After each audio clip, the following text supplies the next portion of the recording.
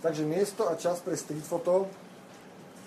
Street fotograf je lovec. On musí chodiť čo najviac, musí mať fakt pevné topánky, musí hľadať niečo, čo je na ulici zaujímavé, musí neustále pozerať, sledovať krajinu, musí sa sústrediť na to, čo sa deje, musí si všímať nielen ľudí, ale aj tie billboardy, tie nápisy, tie všelijaké reklamné slogany, čo sú pred firmami, všetko musí sledovať a musí sa snažiť to spojiť nejak s tým človekom, alebo s tým psom, alebo s nejakým objektom, ktorý je ešte popri tom. Takže musí to sledovať a musí sa snažiť zachytiť niečo, čo to buď spája s tým billboardom, alebo je to kontrast s ním. To znamená, že niekto robí nejaký opak toho, čo je na tom billboarde, alebo naopak. Takže snaží sa to zachytiť.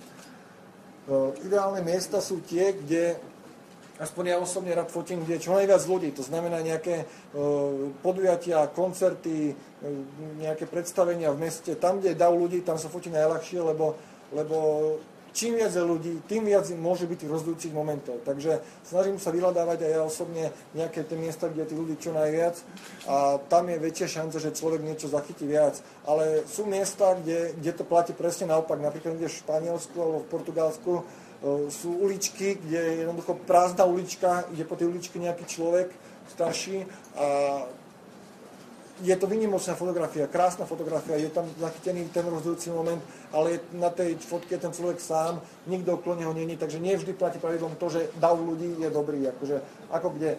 Dá sa to fotiť aj na jedine nejakých, to, že to je slovo street, ako ulica, fotografia, neznamená, že to musí fotiť len na ulici, to sa dá fotiť v dopravných prostriedkoch, v MHD, električka, metro, na dedinách, v rodinných domoch, starších ľudia majú tú výzdobu takú staromódnu, kríže nad dverami, obrazy staré všelijaké. Všetko to tam je zaujímavé a keď tých ľudí odfotíte, verte tomu, že tie fotky sú reportážne, lebo street fotografia je druh reportážnej fotografie. Zachytávate reportáž z nejakého toho domu a ľudia si predstavia, ako to v tom dome vyzerá, ale dá sa to nazvať fotografiou vtedy, keď je to tam niečo také, ktoré sa bežne na ulici nevidí. Niečo človeka prekvapí, napríklad nejaká babka pri nejakých starých kachlách niečo varí alebo niečo sa deje. Ešte lepšie vtedy potom to, keď sa niečo udeje, že niečo padne, vy stihnete zachytiť to, čo zohýba pre tú pánvicu, pri šporáku napríklad. Takže dá sa to fotiť úplne všade. Napríklad v tom metre, tam na Slovensku metro nemáme, ale v zahraničí sa to fotí vynikajúco. V tom metre ľudia väčšinou, keď idú z práce, sú unavení, sú také skormútení, zývajú, robia také pohyby, ktoré za normálneho dňa nerobia. Takže dá sa to fotiť v tom metre vynikajúco. Ja mám jednu skúsenosť z metra, ktorú sa chcem pochváliť, ale povedať vám ju, aby ste si zobrali z nej príklad. Bolo to v parížskom metre asi rok a pol dozadu. Fotil som tam ľudí vo vagóne na drzovku z blízky, o tej drzosti ešte poviem neskôr. A z ničoho nič, úplne na konci toho vagóna bola pani čiernej pleti, taká pevnejšia trošku, rozbehla sa oproti mne, zhadzovala ľudí normálne tak drzo, išlo proti mne, došlo ku mne a povedala mi, toľko po anglicky viem, že ona si neželá, aby som fotografoval, že neželá si to. Ja som ho rešpektoval, schoval som hneď fotoaparát, som sa ospravedlnil, že prepáčte, že už to nebudem opakovať. Bol kľud, ľudia v mestre boli vyvalení, čo sa vlastne deje. Vystúpil som z toho metra, to bola prvá noc, čo som bol v Paríži, v metre. Vystúpil som, povedal som si, že tu sa asi street fotiť ťažko, jednoducho tí ľudia, ako to... Bál som sa, bol som taký vyvalený z toho, nečakal som tak strašne negatívnu reakciu. Vystúpil som z metra, nevedel som, ako mám trafík na hotel, tak som stal pod tou informačnou tabulou, ktorá je tam vysvietená. A hľadal som tie trasy, tam ich máme veľa tých tras metra, že kde mám ísť. Tak som tam bol taký zničený, že jak sa dostanem na ten hotel. Verte, neverte, tá pani z toho metra, čo ma tam skoro udopala, čo išla ku mne, došla za mňou a slušne sa mnou opýtala, pane, potrebujete niekde vysvetliť, že kam mám ísť, čo mám robiť. Povedal som jej, kde mám môj hotel, takú ulicu. Vysvetlila mi to, povedala mi, prestúpte tam, choďte tam. Tam sa mi odzrkadlilo to, že treba sa ku tým ľuďom správať čo najslušnejšie, treba byť ohľaduplný a rešpektovať ich čiastočne. O tomto ešte spomeniem trošku neskôršie ohľadne práva a zákonov na Slovensku, ale určite ich treba rešpektovať, lebo to sa k tomu človeku vráti. Mne sa to vrátilo v tom metre fakt perfektne, že tá pani bola fakt veľmi milá a od nej by som to čakal ako posledné, že by mi poradila, kde mám na ten hotel ísť. Takže ešte spomeniem, dobre si fotografie sa robia aj vtedy, keď vonku prší, sneží, alebo sa niečo deje, fúka vietor, alebo nie je to také obvyklé, lebo prší a fúka vietor menej, ako je svetlo. To znamená, že keď ľudia držia tie dážniky a snažia sa zaprieť niekde za ten vietor, alebo ten dážď, sneží, ten čas, trošku keď dáte dáte kratší, vie byť zaujímavý na tom, že nie je to až také obyčajné, ako deje za leta sa. Takže veľmi dobre sa fotí fakt, keď sneží, alebo fúka vietor, alebo tak, takže je to fakt zaujímavé. Treba to vyskúšať aj za takýchto zlých podmienok. Ešte spomeniem, vynikajúci tip bol na e-fote ohľadne tohoto, keď vonku človek streetuje a prší, sneží. Neviem, kto písal ten tip osobne, ale na e-fote to bolo dobrý tip, že kúpaciu čiapku, čo máte, kúpaciu čiapku pre babky, takú priesvitná čiapka s gumičkou, taká, čo kúpite v drogerii za 6 korún, 7 korún. Normálne kúpacia čiapka pre babky, dojdete do drogerie, za 1 euro vám dajú 5, 6, 7, 8 čiapiek pre babky, ja to volám.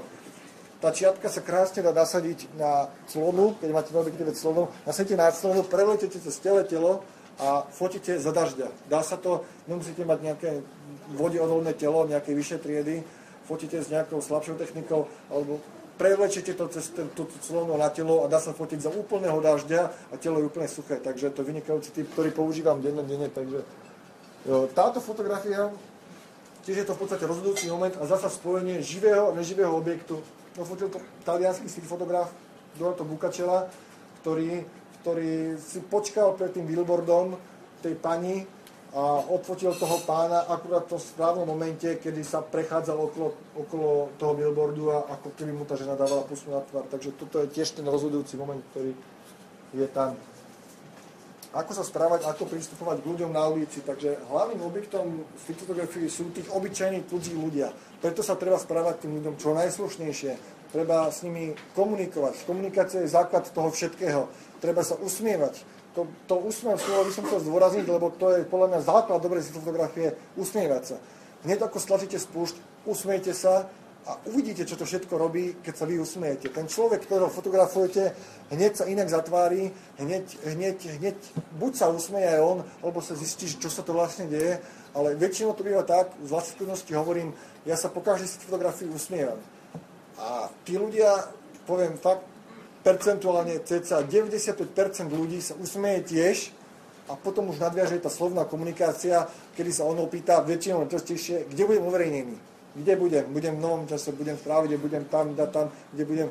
Takže, ale popri tom rozprávaní sa človek pozná veľa zaujímavých ľudí, pokecá s nimi, ľudia sa mu vyspovedajú, povedajú svoje životné príbehy, je to street fotografia nie je len o tej fotografii, je to aj o tej komunikácii, že ten fotograf vie o tom človeku niečo viac, on si to nesie so sebou popri tej karte, ktorú má, kde má tú fotku, nesie to so sebou domov, on vie, že tento pán žil tak a tak, ženu má takú a takú, rozviedol sa na deti, on tí ľudia mu povedia. Keď fakt poviem, tých 95% ľudí s nami bude komunikovať, no treba sa na všetko usmiať, treba byť ku tým ľuďom dobrý, treba sa doby z vás, skúste si to len tak predstaviť, že idete po ulici a nejaký človek ide k vám a odfotí si vás a je nejaký zamračený, taký mrzutý. Určite vám to je nepríjemné a zisťujete, čo sa to vlastne deje. Každý z vás by najradšej videl, keby to človek niekto odfotil, usmeje sa, ide k nemu a komunikuje sám.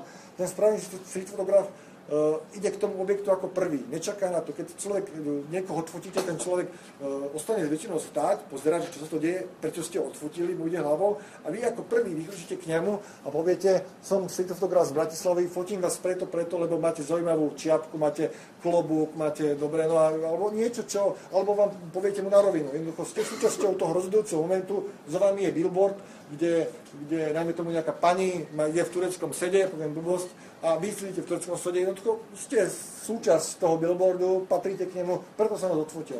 Vysvetlíte mu to a ten človek to na 95% pochopí a je úplne v pohode. Cca 4% ľudí, to poviem tak približne, sú takí, ktorí vám povedia nie, nechcem byť fotografovaný, stačí, nechce sa s vami ani rozprávať nič. 1% je také, ktoré je agresívne. Ja som sa s tým stretol párkrát, nikdy som nedostal bitku pri streetovaní, ale veľakrát to bolo už tak na hrane, že ľudia sa postavili takto predo mňa, zatli pes, mali vypité a už som fakt, ma napadlo prvé, že nedám fotoaparát, keď sa budem byť, akože kde to uloží, som sa obzeral okolo seba, ale už to bolo také na hrane, že už sa si fakt budeme byť